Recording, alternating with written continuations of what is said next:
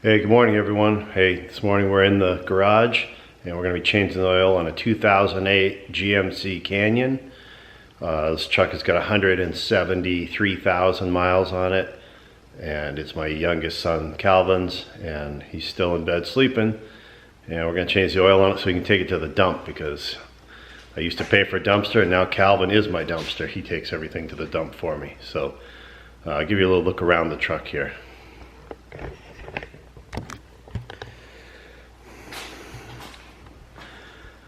Alright, here it is. Nothing special, a little crew cab. It's got a small lift in it, and we got some Dick C-Pec tires. Typical mess inside. Little 3.7 liter 4-cylinder in it. And down this side we got a little damage. Went off the road in the winter and went over a stone wall. So here's the little bed. It's a real tiny one. Back rack. And there you go, you can see it's a Canyon.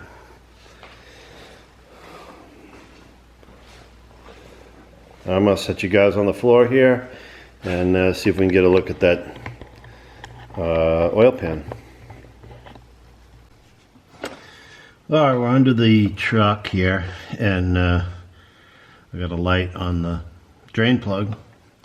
It's a 15 millimeter, and you can use a wrench or a ratchet. I'm going to use my tool of choice here, and it's a 3/8 Milwaukee M18 Impact. And I got a little swivel on there.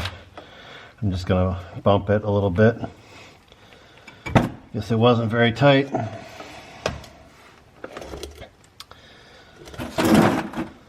Wasn't leaking though, so that's good. Everything under here looks a little wet, and that's because it was oil undercoated. Live in northern New England. You got to put up with the salt on the road, and you got to protect the underneath your vehicle. Here we go. There's the oil. Had some in it. That's a good sign.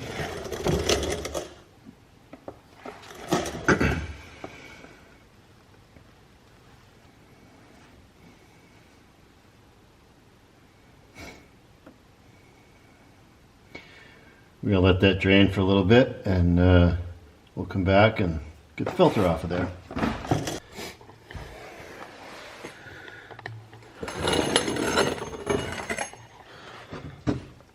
Alright, I'm going to show you where the oil filter is here on these. This is the front cross member in front of the suspension here. And there's a little notch cut out in this plastic skid plate right here, and if you look right there, there's the filter. One thing that kind of stinks about this is you really got to either have two pans, or you got to let that oil finish draining and move your pan over. Usually you can reach the drain plug and the oil filter with the same pan, but not on this one. So let me get a filter wrench and we'll see if we can loosen that up and not make too much of a mess. Alright, I got a filter wrench on there. It's really difficult to get anything on this filter. It's just a bad placement for it. But on the smaller trucks, sometimes they don't have a choice. But I don't know if they sell a remote filter kit for something like this, but definitely be worth having. Let me see if I can get you someplace where you can see me try and take this off. There we go. Not super tight, which is good. Should never over tighten a filter. Can the filter can get out of shape and it won't seal good. It has a rubber gasket up there, so the rubber gasket should seal it pretty good without it being overly tight. I'm having trouble keeping this filter wrench attached to it because the front sway bar is right in the way of the wrench, so I'm sure my arm's in the way of you being able to see what I'm doing, but I'm kind of out of options here.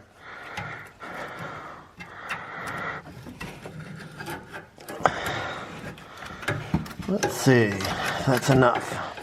Yeah, that should be enough. I should be able to turn it off by hand now. Of course, the filter wrench is stuck on there.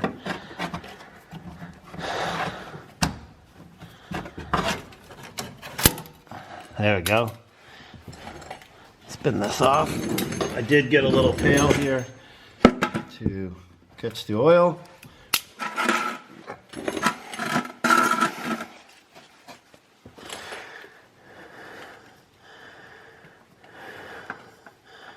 And here comes the oil.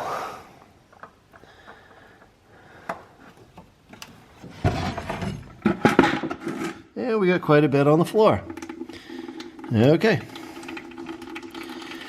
You can see right there, right here, this is actually a little catch pan that's built onto the truck so that the oil will run out through this little spout right here and into a pan. But you got to get the filter off of there first for it to work properly. I could have spun it off a little bit and let it drain out a little bit. I'm impatient.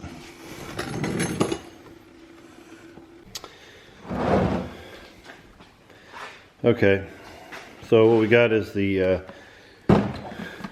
Napa Gold 1522. Let's see what it looks like. Wow, it looks just like the one we just took off.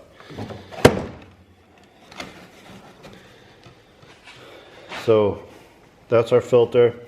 This is what we're using here for oil. It's Napa, full synthetic 5W30. And I don't normally use synthetic, but that's what we have here, so that's what's going in it. And I'm going to put a little oil in the filter. I'm not going to fill it because I got to tip it a little to get it in there, and I don't need to make more of a mess, but I'll put a little oil in it, and I'm going to just rub a little oil around this gasket here so that when you screw it into place, the oil lets the rubber slide instead of bunch up, and it'll seal better that way. And like I said before, we're only gonna put this on finger tight. Not that you can really get a wrench in there anyway, but you shouldn't. It should just be hand tight. It'll probably actually say right on this filter how much to tighten it. Let's see what it says here. Yeah. Oil it, spin it, and then when it makes contact, 3/4 of a turn. Of course, I don't know if you can see that or not. That writing is so tiny. It's terrible. But anyway, most filters will have that on there.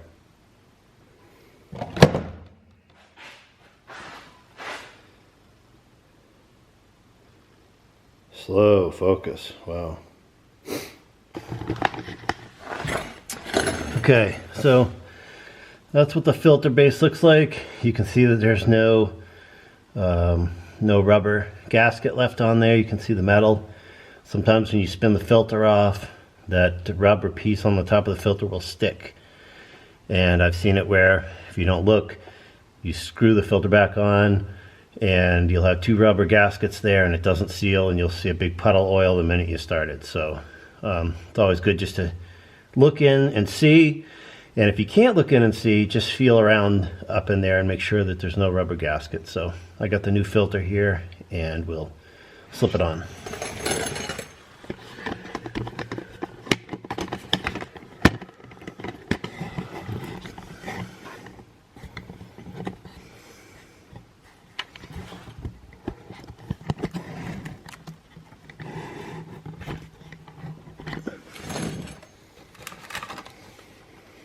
Now I did what I told you I would do. I put a little oil in it, and I did rub some on the rubber gasket. So now it's just a matter of getting the threads started and spinning it. And there it goes.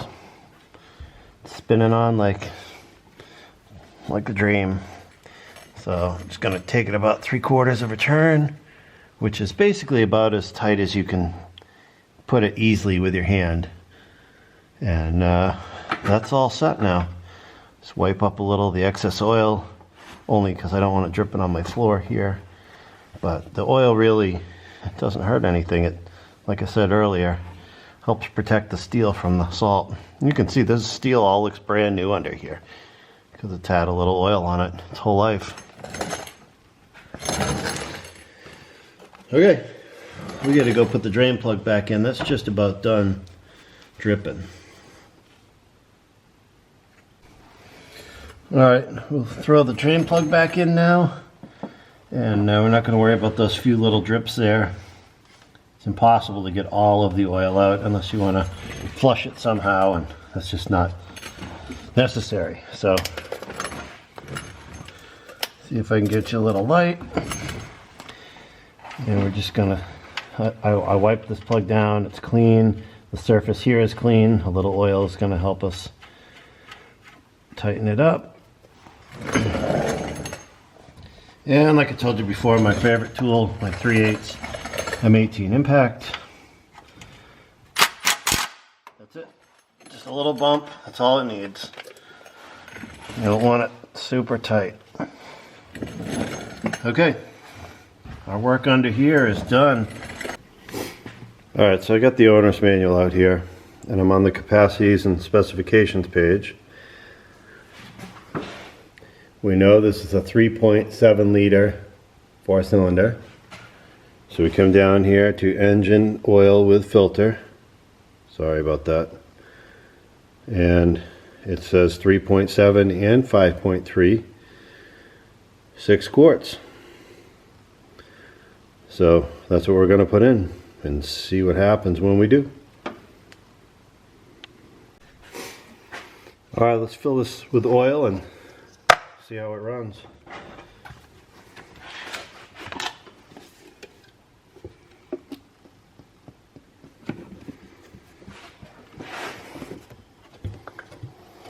I have just 6 quarts here, so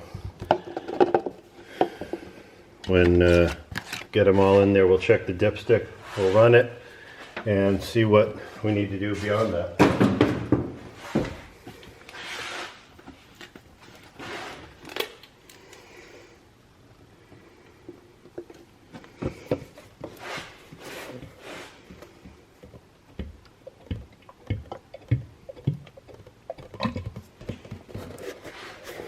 Standing here looking at the coolant bottle and the windshield washer bottle. Looks like we could add some fluids to those also.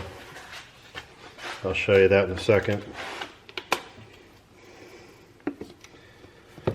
Now we got your hood open, it pays to look around in here. I'm not going to check the transmission fluid right now because it needs to be warm and running to do that.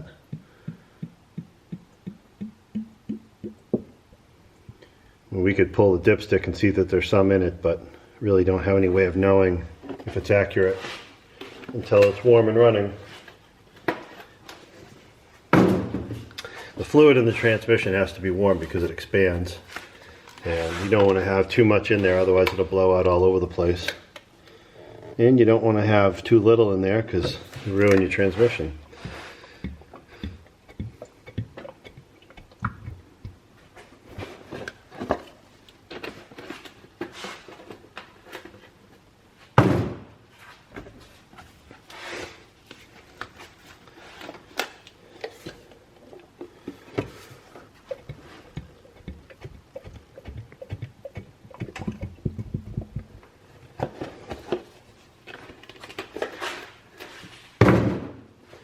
Last one.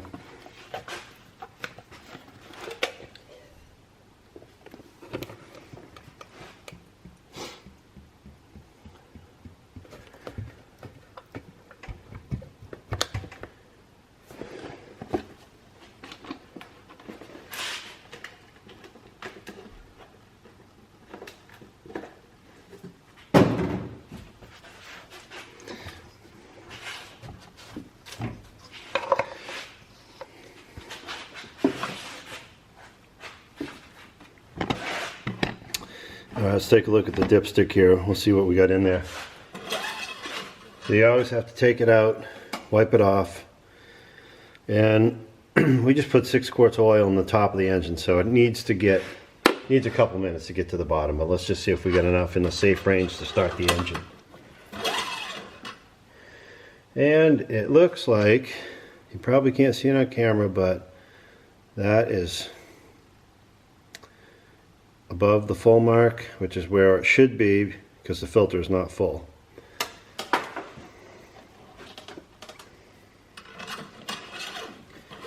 So we're safe to start. Okay, I put a little coolant in the bottle. I found the cold line, and I got up to the cold line, a little above it actually, and I put some windshield washer fluid in there. So let's give this thing a start and see what happens.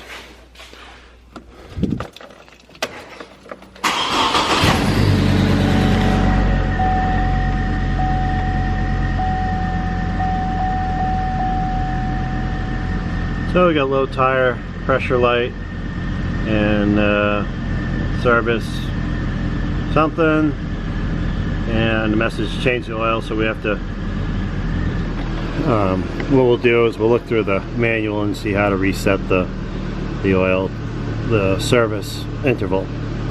So shut this off.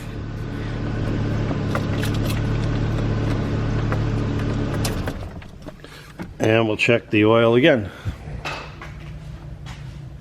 Same thing as before, you gotta kind of let the oil run to the bottom of the engine. It was just running, and we'll give it just a second to kind of settle out. Let's see what we got.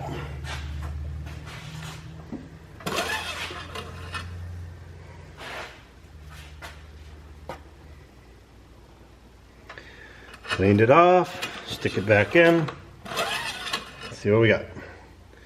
Well, it's actually just right in the middle here, and so some of the oil is going to make its way back down. So I think we're good to go. That's the thing about the dipstick. When you look at it here,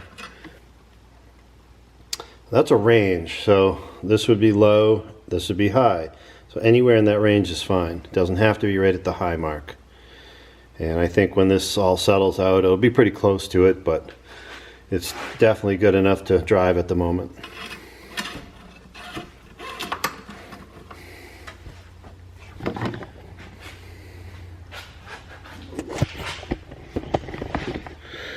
Well, that was changing oil on this GMC here.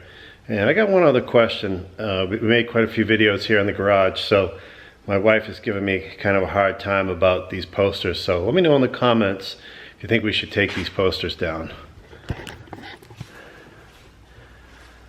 Is that too offensive to anyone? Should that come down if we're going to make a video out here?